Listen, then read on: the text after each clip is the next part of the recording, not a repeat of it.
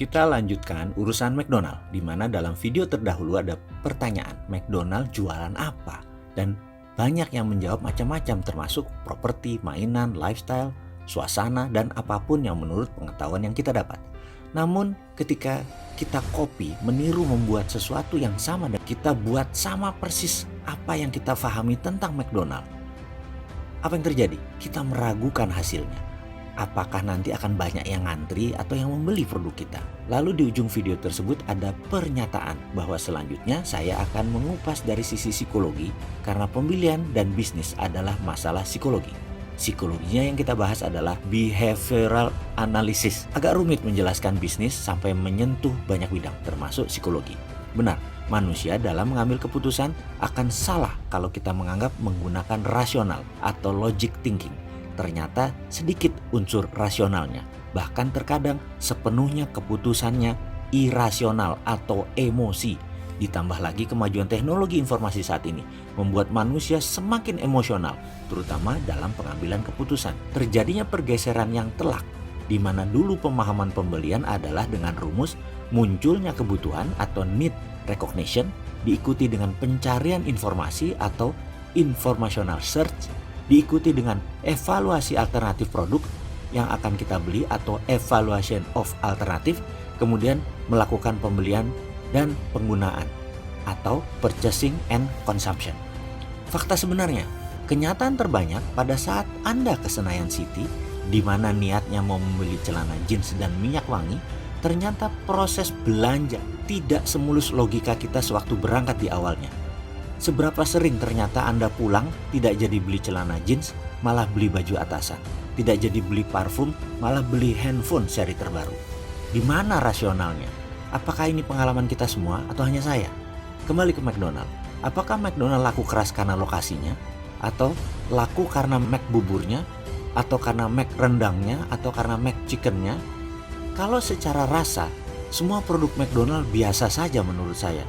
Bahkan lebih enak sate ayam di depan rumah sakit Pertamina atau ayam goreng di restoran Melayu pagi sore. Masih saya bilang lebih enak dan ngangenin daripada paket hematnya McChicken. Atau kita tambah satu lagi deh bisnisnya, Starbucks. Starbucks sukses di dunia dan menjadi darlingnya di Wall Street hingga saat ini. Apa karena frappuccino?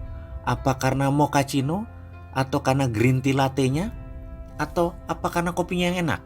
Tidak, McDonald's, Starbucks sukses dan laku produknya bukan karena apa yang disebut konten atau what to offer atau apa yang ditawarkan kepada pembeli. McDonald's sukses bukan karena makanan. Starbucks sukses bukan karena kopi. Konten adalah sesuatu yang berhubungan dengan rasional kita. Misalnya kita beli sepatu, kita ingin sepatu tersebut kuat, bagus, tahan lama. Kita ingin membeli makanan, maka makanan tersebut harus enak, harus murah, mengenyangkan, atau bahkan makanan tersebut sehat atau tidak. Semua itu berhubungan dengan rasional. Itu adalah konten. Sementara konteks terkait dengan emosi. Kalau kita bicara emosi cenderung tidak rasional. Fanatisme misalnya karena emosi, bukan karena pemikiran rasional. Coba kita lihat, apa hubungannya wanita cantik di samping mobil mewah? Apa hubungannya koboi dengan rokok Marlboro? Apa hubungannya kecantikan body shop dengan against animal testing? Sekilas memang gak nyambung, tapi itulah konteks, itulah emosi. Sekali lagi, McDonald bukan melulu karena makanannya. Starbucks, Subway, Chipotle, sekali lagi bukan karena makanannya atau minumannya. Merek-merek besar tersebut menjadi besar sejak day one karena konsep konteksnya. Konteks adalah how to offer. How, bagaimana cara Anda menawarkan produk. Jauh lebih penting daripada apa yang Anda tawarkan kepada pelanggan Anda. McDonald's sukses karena konsep service, cleanliness, dan family value-nya.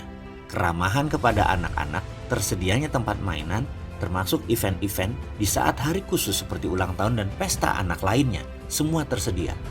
Merchandise anak-anak, The Toy Stories, Hello Kitty, Moana, dan banyak lagi lainnya mempertahankan citra atmosfer restoran yang fun dan friendly.